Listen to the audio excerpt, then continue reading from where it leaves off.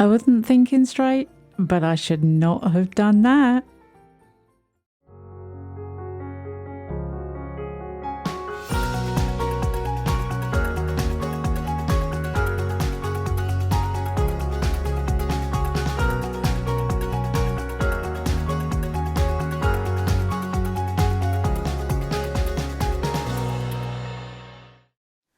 Hiya, welcome back to my channel. It's Wendy here from Toonpish Crafts, and I hope you're doing okay.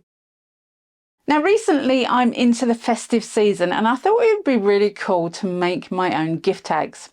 I grew up with writing on the paper. That's how we identified whose present was whose. We just wrote on the paper. And I thought it would be really cool if we could make our own tags that were memorable keepsakes as well.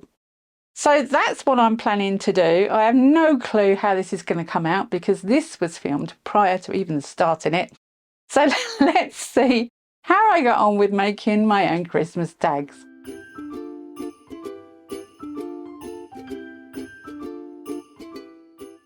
So I'm going to start with a well-cleaned ceramic tile. I use these quite a lot when I'm making silicone inlays. I've got lots of cookie cutters and I've just chose a few different sizes and I'm going to hot glue them to the tile. Now hot glue doesn't like sticking to ceramic tiles, especially if they're shiny ceramic tiles. So once I've hot glued them, I'm not going to touch them. I'm not going to mess with them and hopefully they'll stay stuck, but I should be able to get them off easier.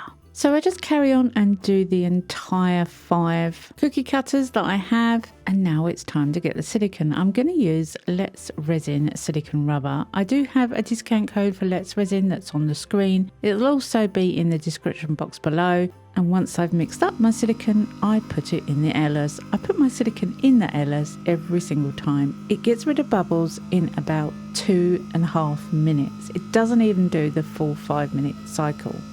I do find that for silicone, this airless is absolutely brilliant. Look at that, no bubbles. So once it's bubble free, I can pour it into my cookie cutters. Now heads up, these are too thick.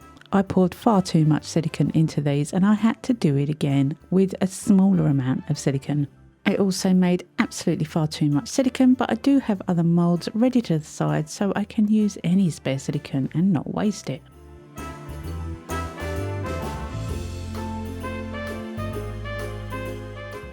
After 6 hours, you can demould silicone. You can't use it for 24, but you can demould it. And they are absolutely beautiful, even though they are far too thick for the moulds I'm going to use. But I'll use them in something else another day.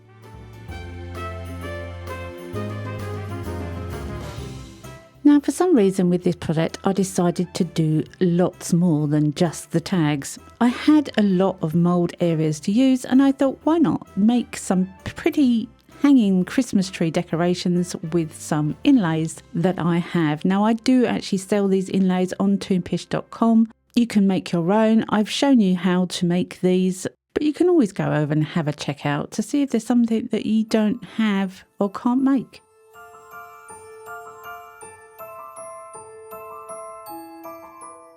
Now, you know, sometimes you have disasters. Well, for some reason on this project, I had so many disasters that I had to correct. I had to clean up. And I don't know where my head was. I decided to use some Cosmic Shimmer. Now, this Cosmic Shimmer is absolutely gorgeous. Extremely static. And for some reason, I'd completely forgot or just didn't think about covering up the rest of this brand new mould from the static. And the mess I made was incredible. I'll link a video in the top right hand corner that is the better way to do this. So after a massive cleanup, I then decided to use some copper foil flakes. Now these are totally different. They are crunched up pieces of copper foil, and because they're crunched up, they don't stick very well unless they're separated. So I only wanted a little bit of this stuff in the mould, just around the edges, but it was difficult to get it to stick to the mould. But after a little bit of playing with it, I got there in the end. And it was in the place I wanted it to be, more or less. So after using one that was absolutely massively static and stuck to everything, and one that didn't really stick to much at all, I decided to go with the red foil. Now this foil is static, but because it's in sheets, you can control more or less where it goes. And I wanted to completely cover the inside of this star, so I did use a few red sheets. I placed the sheets over the top of the previous one and used a soft brush to smooth it out. After another great clean-up, I was ready to put the inlays in. Now these inlays are going to be underneath the resin, and I'm going to pour the clear resin on top.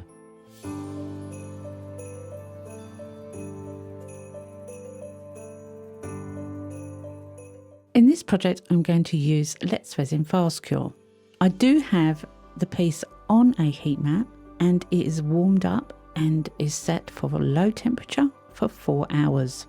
I also warm the mould up before I pour the resin, and the resin is warmed up too. When you use fast cure resin, it cures lovely and fast, but it doesn't give much time for the bubbles to get out. So by warming it up first, it gives it a little bit more viscosity to help get those bubbles out. I'm not filling these pieces up to the top. I'm giving myself a little bit of wiggle room too. They might have a back colour, they might just be clear coated, but I haven't decided what I'm going to do with them yet, which is very unlike me.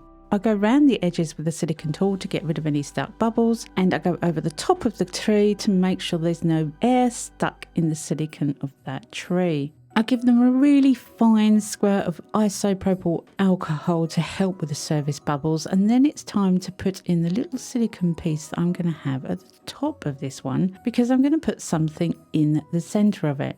Then it's time to put in the inlays that I'm going to lay on the top. Now, as they are indented with pictures or detail, I'm covering them with resin to try and reduce the amount of air that could get stuck underneath them. I want the detail to be seen. Most of these are snowflake design, and they do have quite a lot of detail on them, and air pockets could get trapped under there quite easily.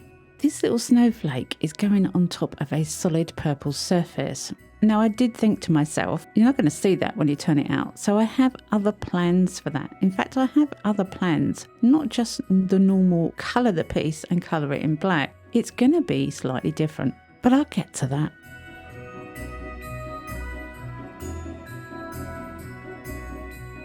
So this is 4 hours later, and I can take out the silicone inlays that I've placed on top. I'm going to squirt them with a tiny bit of isopropyl alcohol, and I'm going to colour the inside of where the inlays were. This is grape from Let's Resin. It's a beautiful chameleon colour. It's just a normal mica powder, chameleon at that. But using isopropyl alcohol means it doesn't fly away, and it will sit beautifully in the pattern. I'm going to do exactly the same with the snowflakes. The silicone inlays come out beautifully. I squirt the inlay area with isopropyl alcohol, and I'm going to use some silver white. Now when you use isopropyl alcohol with powder, it turns it into a kind of a liquid. You can move it around, it doesn't fly everywhere, and it's controllable. And the more isopropyl alcohol you squirt on it, the more liquid it becomes. It will fall into all the detail. The alcohol then evaporates completely and leaves it dry where it is sitting, which means you can have more powder in the lower parts and less on the upper parts. It gives it a 3D kind of colour, and I absolutely love doing this. And I do all the snowflakes in the same way. And then it's time to take out the silicone inlay that I put in the centre of the star.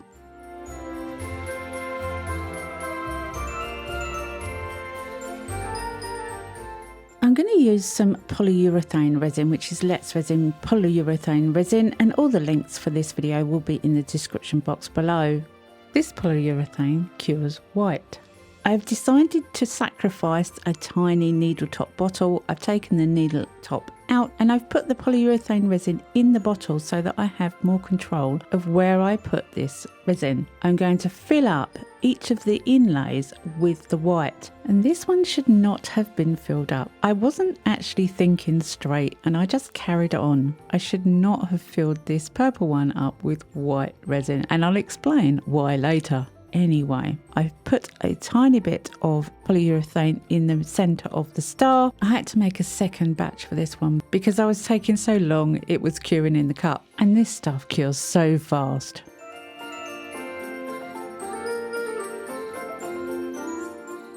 This is literally 10 minutes later. Now I'm going to use some of Yvonne's glitters from Resin Supplies Den.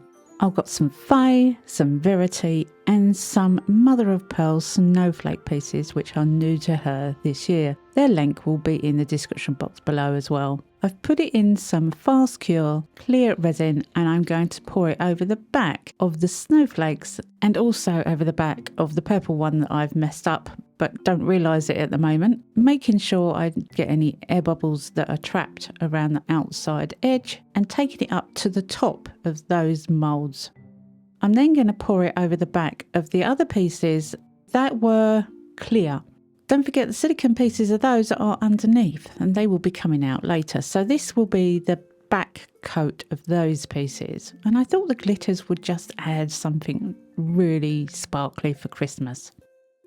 Now, when it comes to the star in the middle, I decided in my wisdom to write on the star with a silver marker and a black permanent pen. And then I find out that the black permanent pen doesn't like resin and won't be permanent. So all I had left was the silver marker, which you could hardly see. But I started pouring resin by that point, so there's nothing really I could do about it but just carry on. But it was quite bizarre how the black decided to just vanish. Well, I'd never tried it before and now I know, and so do you, that black permanent marker doesn't stay in poured resin.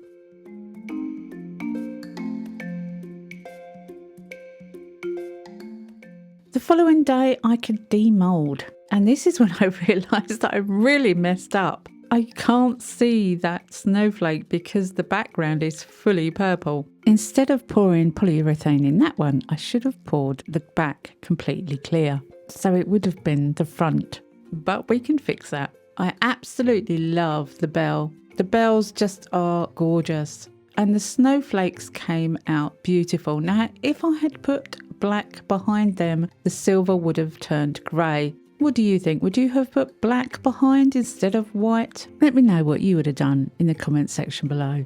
With the Christmas tree, I think I'm just going to clean up the edge of that and leave it as is because I think the indentation of the tree is just so sweet. The way it glistens through the front I think is adorable.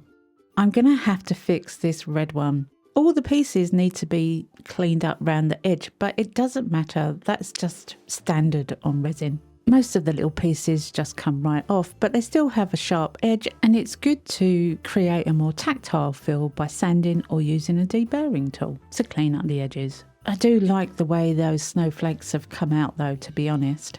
And these three pieces have the silicone inlays on the front. They have a little underspill that peels right out, and I am going to clean up the edges before I put anything else in there. But they look as if they're going to work, so I'm happy with that. At the moment there's not much to see other than a hole in the centre, but I plan on putting something in there. What would you put in there? The fact that a couple of these inlays have fancy rounded edges is actually really pointless, to be honest. I'll show you that a little bit further on. I also had some leftover resin, so I poured it in some of the stars, and I thought they would be good to add little additions on the front of these tags.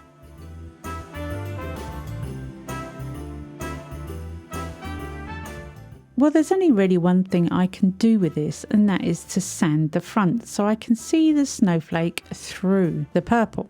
So I've got some 400 grit wet dry sanding paper, and I'm going to take some of the purple foil off of the back, which will then become the front. I know, I had to fix it though. I couldn't leave it as it was. It was a disaster. It didn't show anything. It was just a white blob. So I needed to figure it out, and this is the only thing really that I could do. So once I've sanded the area around the snowflake, I should then be able to top coat it and it should bring back the shine. It does take a little bit of work. for me that is good enough. You can't see anything because it's dull, but it will be fixed, hopefully. To give these pieces a little bit more of a finish, I went round with a Decocolor Premium Silver pen. I prefer silver over gold, but that's personal preference. And I went round every one of them, right around the outside, and a thin line back and front of the surface. These pens make it so easy. And I place it on a upside down silicone cup and I leave it to dry.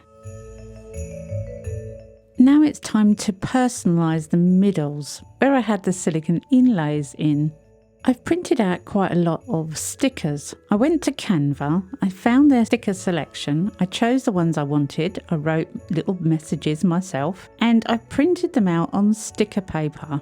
I then cut them on the X tool and I've stuck them back to back.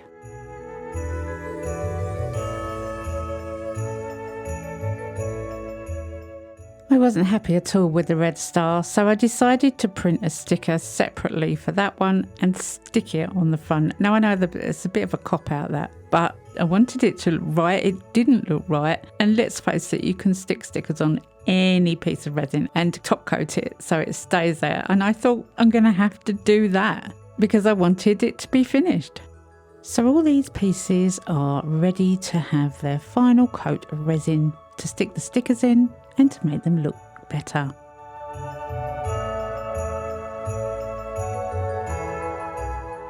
Now I still didn't know if I was going to be able to save these two. I had high hopes that I would. Doming is an art in itself, and the amount of times I dome and it goes over the edge. But this again is fast cure resin, which is a lot thicker than the normal 2-part epoxy resin. And I had let it sit for about 10 minutes to thicken up even more. Now it's on a heat mat, the pieces are warm, the resin has been warmed, and that is to not only help it to cure quite fast, but to get rid of those pesky bubbles in the top coat. This quick cure resin definitely needs warming to give you the best results. And I think it's working, but when you top coat, you never spray with isopropyl alcohol. Although I love isopropyl alcohol, if you spray it on a top coat, it will break the surface tension and it will encourage it to flow over the side. So use a long neck lighter or a heat gun to get rid of those bubbles. And finally, to add the pieces into the centre of these three. Now I'm using a little bit leftover resin from the original ones, and it is really thick by this point. So I've only got enough really to do one. I do the other two with a newly mixed batch of resin. I pour a little bit in the centre. I push down the sticker that has both sides, remember. And this is where I can show you that even though this inlay had fancy sides, because I'm pouring clear resin in clear resin, you are not going to see those fancy sides at all. I didn't cut the sticker with the fancy sides because I thought it would be too complicated to get it right and in the right place. So I just did circles, and the inlays only needed to be circles. I'm making sure the resin goes up to the side. I'm using a heat gun in this case just to heat it up a little bit more because it is thickening up really too much to do this. But by using a heat gun, I can loosen it up a little to move better. My long neck lighter gets rid of the bubbles, and then I do the other two.